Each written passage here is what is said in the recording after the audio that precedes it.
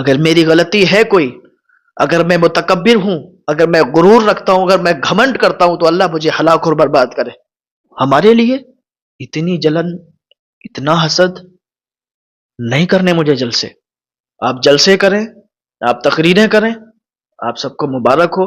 لوگ کہتے ہیں کہ صاحب آپ جلسے میں جاتے ہو، آپ تقریر کرنے کے پیسے لیتے ہو۔ السلام علیکم ورحمۃ اللہ تعالی وبرکاتہ۔ امید ہے کہ آپ سبھی حضرات بخیر ہوں گے۔ آج میں آپ کے سامنے تھوڑی سی بات رکھنے کے لیے آیا ہوں۔ نہ جانے کہاں سے میرے پاس خبریں آتی رہتی ہیں۔ سوشل میڈیا کا دور ہے، سوشل میڈیا پر دیکھنے کو مل جاتا ہے، سننے کو مل جاتا ہے۔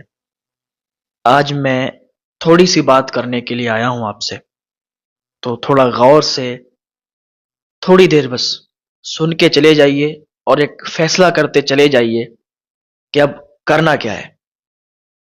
بہت سے لوگوں کو تحسین جیلانی سے چڑ ہے، حسد ہے، رنج ہے، بغض ہے، لیکن کیوں؟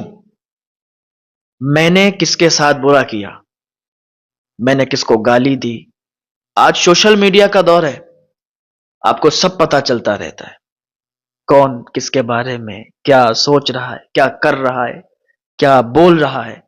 ساری چیزیں آپ کی نگاہوں کے سامنے ہیں۔ دل روتا ہے، آنسو نکلتے ہیں، سوچ سوچ کر عجیب لگتا ہے کہ میں کیا کر رہا ہوں۔ میں اللہ اور رسول کا ذکر کر رہا ہوں، اللہ اور رسول کی باتیں کر رہا ہوں، لوگوں کو سمجھا رہا ہوں، سیدھی راہ چلنے کی بات کر رہا ہوں تاکہ لوگ سمجھیں، گناہوں سے توبہ کریں۔ لوگ کہتے ہیں کہ صاحب آپ جلسے میں جاتے ہو، آپ تقریر کرنے کے پیسے لیتے ہو۔ بہت دن ہو گئے جب ایک دن میں نے سوچا کہ میں تقریر کرنے کے پیسے لے رہا ہوں، میں جلسے میں جانے کے پیسے طے کر رہا ہوں۔ یہ کتنا غلط ہے۔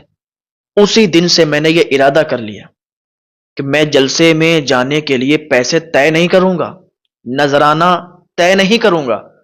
کافی دن ہو گئے میں نے نذرانہ طے کرنا بند کر دیا۔ لوگوں کے دل میں اللہ اور رسول کی محبت کو میں نے اتارا اپنے بیان سے، اپنی باتوں سے۔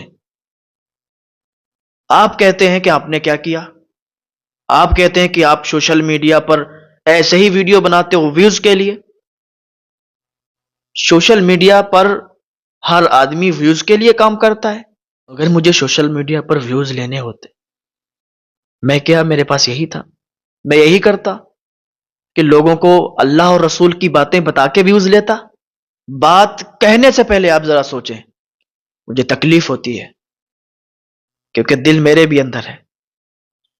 سوشل میڈیا پر اگر ویوز حاصل کرنا میرا مقصد ہوتا، ویوز حاصل کرنا غرض ہوتا، تو اللہ رسول کی باتیں کر کے میں ویوز حاصل نہیں کرتا۔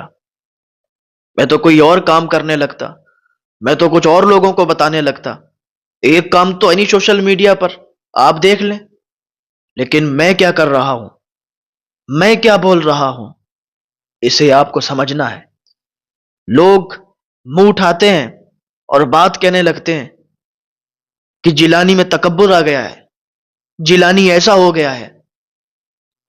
کم سے کم وہ لوگ مجھے ایک بار کہہ دیں کہ جو مجھ سے ملے ہوں کہ میں نے جیلانی کے اندر تکبر دیکھا، میں نے غرور دیکھا، میں نے گھمنڈ دیکھا۔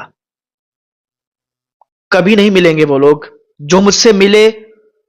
اور میں کہتا ہوں کہ جو میری برائی کرتے ہیں، مجھے تکلیف ہوتی ہے سن کے، دل میرے اندر بھی ہے، میرے اندر جو برائیاں ڈھونڈتے ہیں، کاش کہ ایک بار وہ مجھے مل جائیں، تب وہ دیکھیں کہ میرا اخلاق کیا ہے، میرا رویہ کیا ہے، میرے بات کرنے کا طریقہ کیا ہے۔ صرف سوشل میڈیا پر لوگوں کے درمیان برائی کر کے کوئی حل نہیں نکلے گا۔ صرف برائی کریں گے آپ، لوگوں کے درمیان غلط باتیں پہنچائیں گے، اور کچھ نہیں۔ میں نے جلسوں میں جانا اسی لیے بند کر دیا کیونکہ یہ سوشل میڈیا کا دور ہے، سب پتہ چلتا ہے ممبروں کا حال کتنا بگڑ چکا ہے۔ اور میرے بارے میں، میں یقین سے آپ کو بتاتا ہوں، میرے بارے میں جتنا لوگوں کے اندر حسد ہے، جلن ہے، بغض ہے، مجھے پتا ہے۔ وہ سوچتے ہیں کہ اتنی سی بات مجھے مل جائے کہ میں اس کا ٹرول کروں، میں اس کے بارے میں غلط سلط پھیلاؤں، میں اس کو ذلیل کروں۔ اتنی اتنی بات کے لیے لوگ پریشان ہیں کہ مجھے اتنی سی بات جیلانی کی مل جائے۔ پھر میں دیکھو کیا کرتا ہوں۔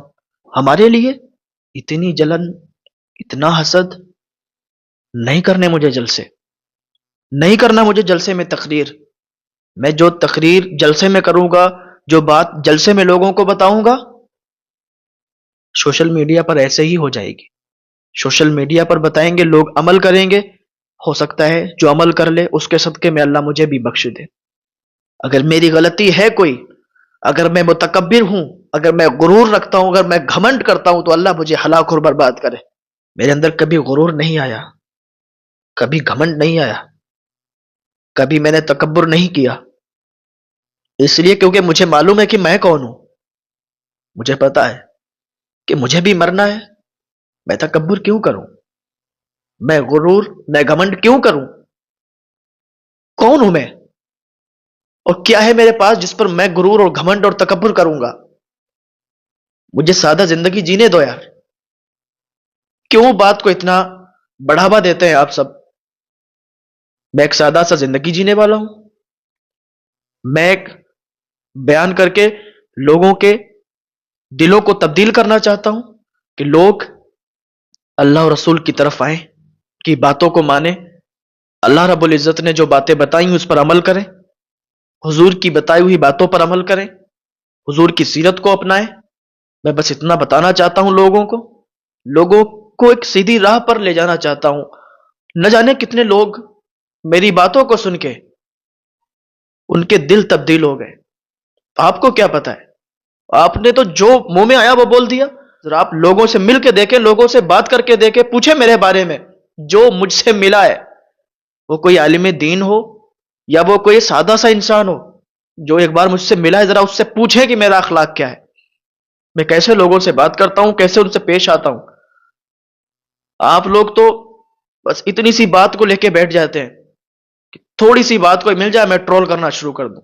تکلیف تو تب ہوتی ہے جب علماء کرام برائی کرتے ہیں اور کہتے ہیں کہ وہ کیا ہے، کل کا لڑکا ہے، مشہور ہو گیا، سوشل میڈیا پر ویڈیو بنانے لگا، مشہور ہو گیا، لیکن انہیں نہیں پتا کہ یہ کامیابیاں، یہ بلندیاں کیسے ملی ہیں۔